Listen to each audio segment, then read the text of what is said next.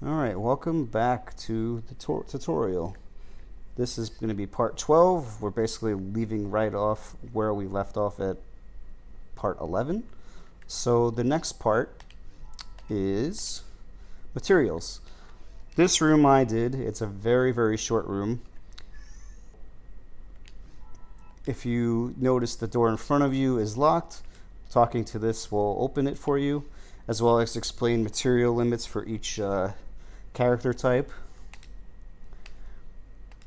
So again, we use the chat box. We love the chat box. We use it a lot in this quest. So the door opens, and you'll notice there's a monitor here.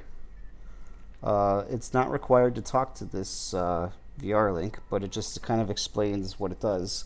So we actually tied a server function to this quest. So basically, when a new player comes in here, they can talk to this computer, and 5 HP materials will actually appear right over here in boxes. Since I've already claimed my HP materials, they will not show up. But for any new player that does this quest for the first time, you'll get 5 boxes here. And then what would happen is they can talk to this a second time for it to make the warp appear. And that's basically how this works. The next section is techniques and traps, and Phoenix Mog did this room, so I will let him explain how this one works. And this one doesn't have any door unlocks required to progress through the VR links. It's built similar to the mag room, where there is a switch that would spawn enemies. To know though is that we used Sodiminions as sort of like a mentor type NPC in this. So you can't damage Sodiminions, they can't hurt you. They're mostly just going to be used for target practice. And these are spaced out in a way where you could experiment with traps and techniques.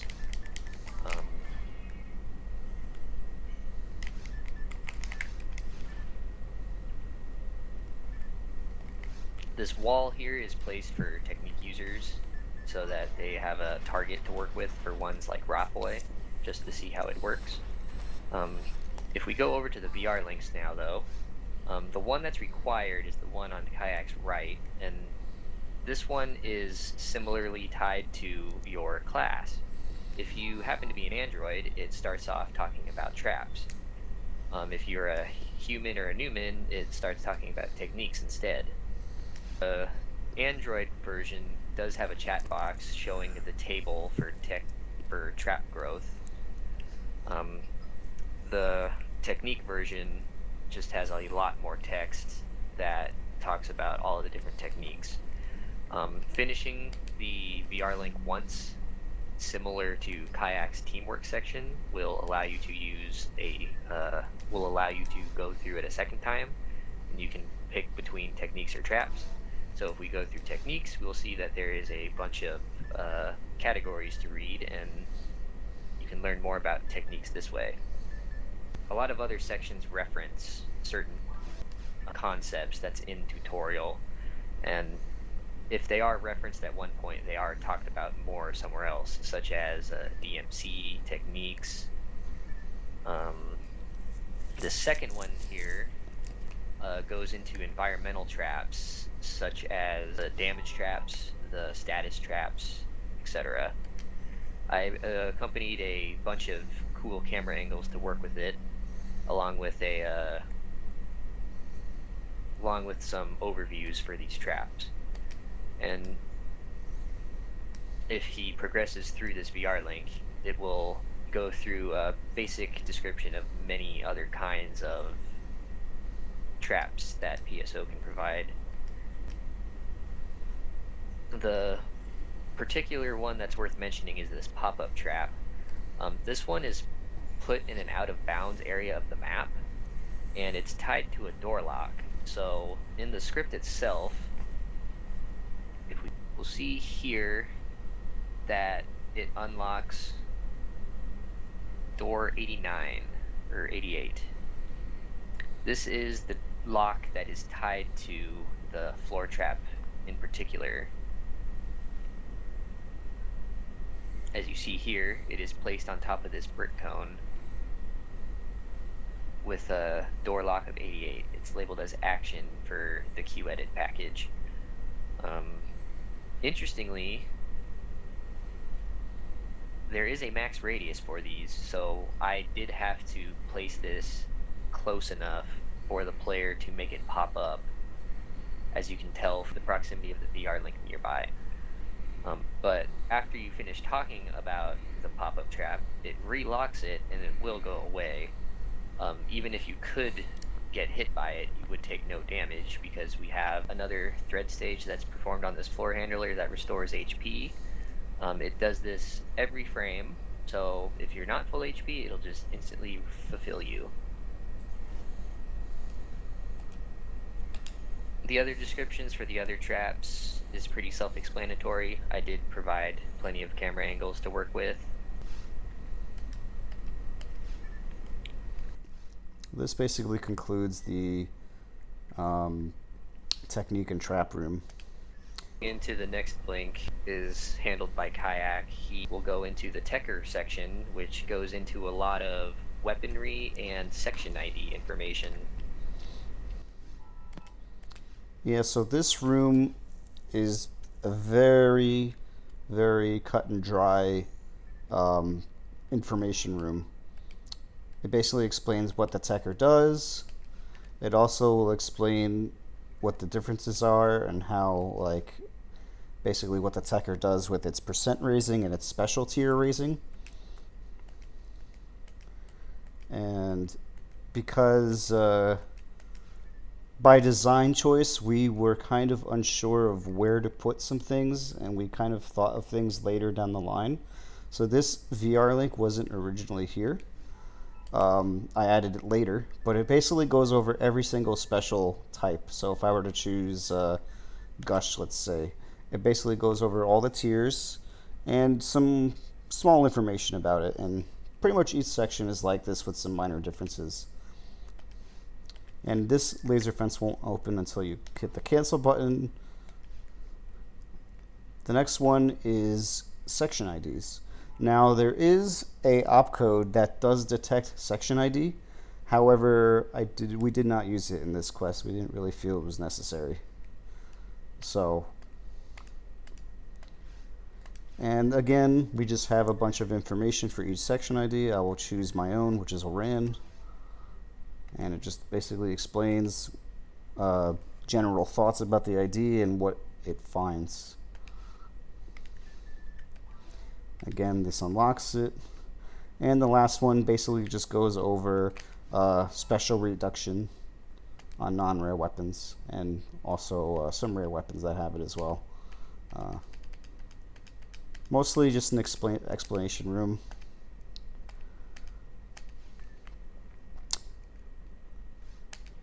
At the end of here, we have the last room, which basically goes over some server information. And since this quest will be hosted on ShitServe, we made the server information about this server. So now there is another list within a list here. So if I click on communication, I get all this stuff. I'm not going to go through this because I want the players to actually play the quest to see what goes on in here. But there's not much special happening. It's mostly just text information. But we will show how the quest ends. So once I hit cancel here, you get a kind of a thanks for playing. And we get a little cutscene here.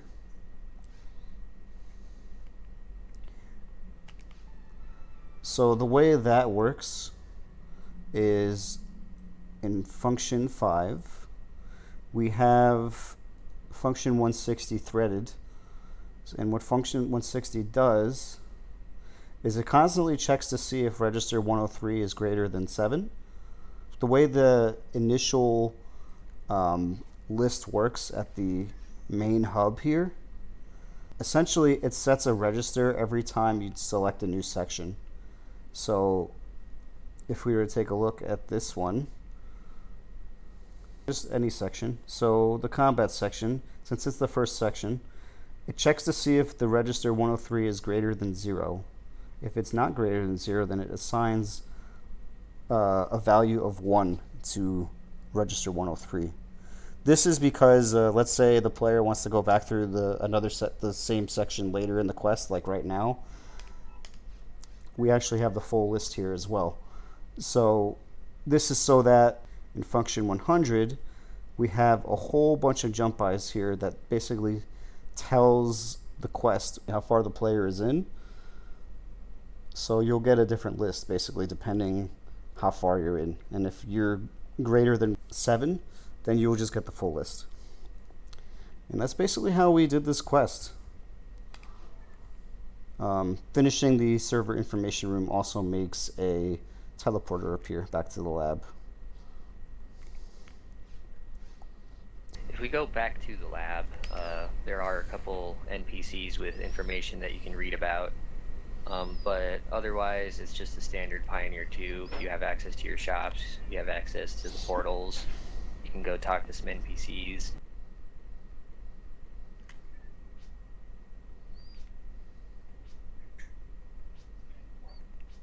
And what we could have done is we could have made a jump by for every single NPC to have different dialogue when you finish the quest. So for finishing the quest, you set R255 equal to 1. So we could have made jump bys to have R255 greater than 0 for basically all of these. But we chose not to. And we did custom write every NPC for special dialogue here, so every NPC will have different dialogue than usual. Again, they don't do anything particularly out of the ordinary, so I'm not going to spend time going over them. So with this little explanation that Kayak and I have provided, this quest was heavily collaborated together between us. We had to coordinate a lot of door locks, a lot of object placement, a lot of registers. So this is not something that was very easy. There was a lot of time and put into this to make sure that none of our work crossed over each other. But we both wanted a quest for new players, especially with a lot more coming around, to be able to basically have a digital manual to play the game in a more open light. PSO is very vague in how it explains things.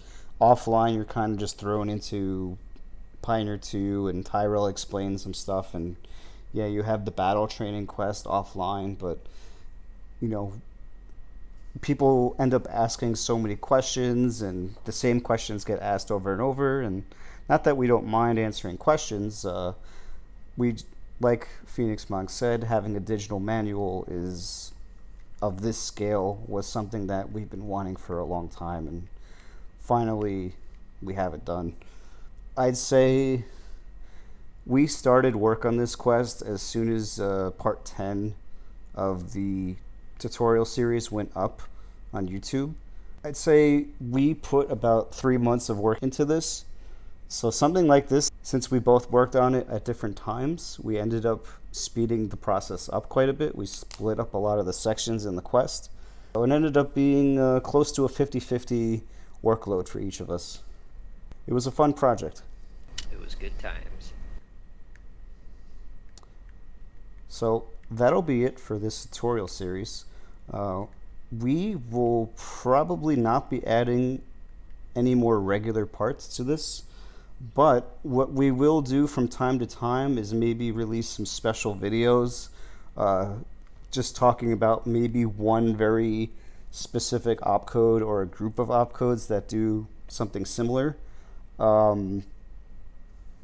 Basically stuff that would require a much longer explanation than like maybe a 15-minute video where we go over several topics. It'll be maybe like a 15-20 video over one topic. So look out for those. We don't have really any planned, but we do want to do some in the future. A lot of these opcodes in Qedit are pretty vague, and the documentation hasn't really been stepped up until recently. So being able to properly document and explain a lot of these opcodes is both good for developers and good for players who are interested in making quests down the line. And that will be all for today. So, again, thank you for watching this episode. Thank you for watching this series, and we will see you sometime down the future. Goodbye.